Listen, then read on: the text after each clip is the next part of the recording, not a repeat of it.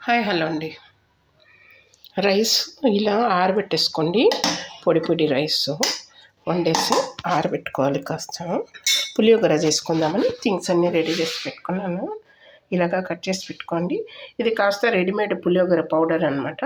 ఇవి మనం వేసినా కానీ మళ్ళీ మన ఇంట్లో ఉండేవి కొన్ని వేయాలి మనం, అది అలవాటు.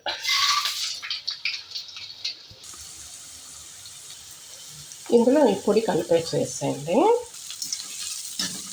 ఒక జస్ట్ 2 minutes ఇలా చేస్తే కూడా నూనెలో చాలన్నమాట.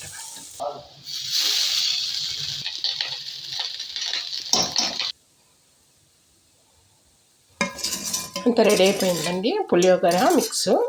వైట్ మార్నింగ్స్లో కూడా నైట్ అన్నం ఏమైనా మిగిలిపోయి ఉంటే కూడా ఇలా తయారు చేసుకోవచ్చు అనమాట.